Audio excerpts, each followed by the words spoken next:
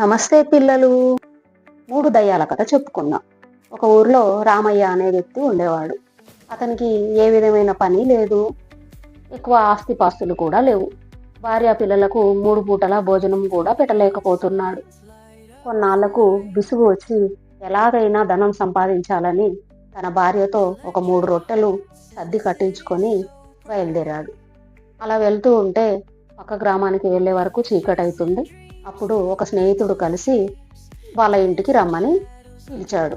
ఎందుకు బయటకు వచ్చావు, నువ్వు ఎక్కడికి వెళ్తున్నావు అంటే ఉన్న విషయం చెప్పాడు. రామయ్య అమాయకుడు, ఆ స్నేహితుడు కొంచెం టక్కరివాడు.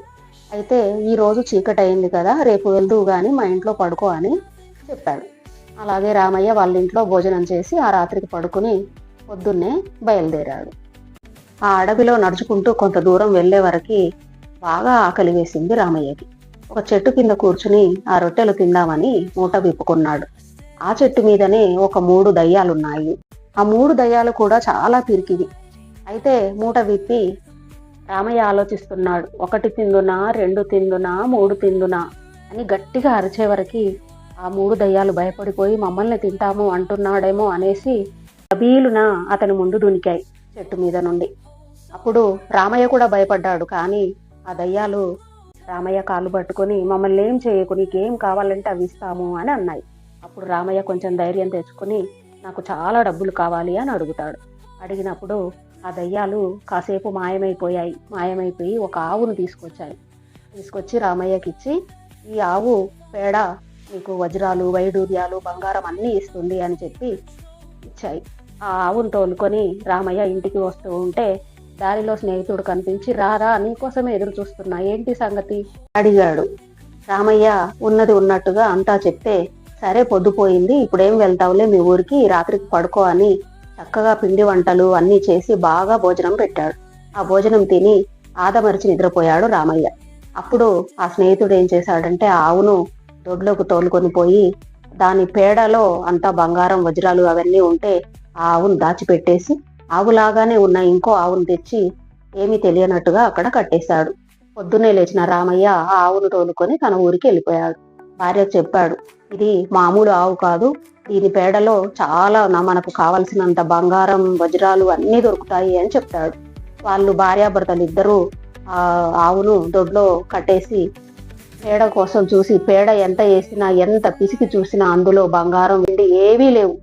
అప్పుడు చాలా కోపం వస్తుంది రామయ్యకు. వెంటనే ఆ దయ్యాల దగ్గరికి తిరిగి వెళ్తాడు.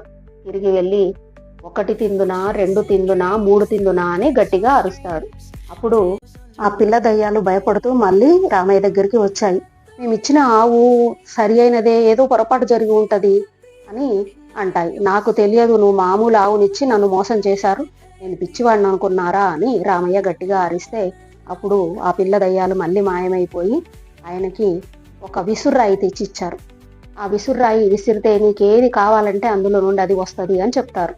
మళ్ళీ ఆ విసుర్రాయిని తీసుకుని తిరిగి తన ఊరికి ప్రయాణమైన రామయ్యకు దారిలో స్నేహితుడు కనిపించి ఏంటి ఎక్కడికి వెళ్ళొస్తున్నావు అని అడిగితే మళ్ళీ ఉన్న విషయం అంతా చెప్పాడు.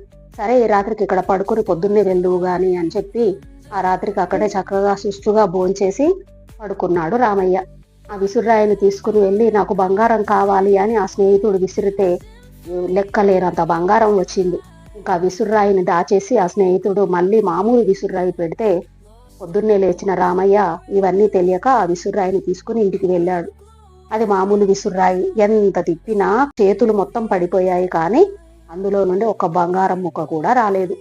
ఇంకా ఈసారి రామయ్యకు బాగా కోపం వచ్చింది. మళ్ళీ ఆ దయ్యాల దగ్గరికి వెళ్ళాడు.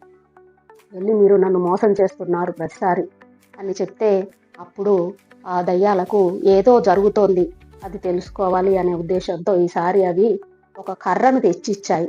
రామయ్యకు ఇచ్చి, ఈ కర్ర నువ్వు చెప్పినట్టు మాత్రమే వింటది, దీన్ని తీసుకొని పో, నీకంతా మంచిగా జరుగుతుంది అని చెప్తాయి. రామయ్య కర్రను తీసుకొని తిరిగి వస్తూ ఉంటే స్నేహితుడు మళ్ళీ దారిలో కలిశాడు. నా ఇంటికి రా, మరుసటి రోజు వెళ్దువు గాని అంటే ఆ రాత్రికి అతని ఇంట్లో చక్కగా తిని పడుకున్నాడు. రాత్రి ఆ కర్రను తీసుకుని స్నేహితుడు నాకు బంగారం, డబ్బులు కావాలి అని అడగగానే ఆ కర్ర రామయ్య చెప్తే మాత్రమే వింటుంది అని దయ్యాలు చెప్పాయి. అయితే ఆ కర్ర ఆ స్నేహితుడిని బాగా కొడుతుంది. అప్పుడు బాగా అరిచితే ఆ అరుపులకు రామయ్య అందరూ లేచి చూశారు. అప్పుడు రామయ్య దగ్గరికి వచ్చి, స్నేహితుడు నన్ను క్షమించు, నేను నిన్ను మోసం చేశాను, నీ ఆవు విసుర్రాయి నా దగ్గరే ఉన్నాయి అని చెప్పి అసలు ఆవు విసుర్రాయి తీసుకొచ్చి రామయ్యకు ఇస్తాడు. అప్పుడు అవన్నీ తీసుకుని రామయ్య తన ఇంటికి వెళ్తాడు. రామయ్య తన భార్య పిల్లలతో ఆవు విసుర్రాయితో వచ్చిన ధనంతో చాలా హాయిగా ఉంటాడు. నచ్చిందా మరి కథ? Thank you for watching.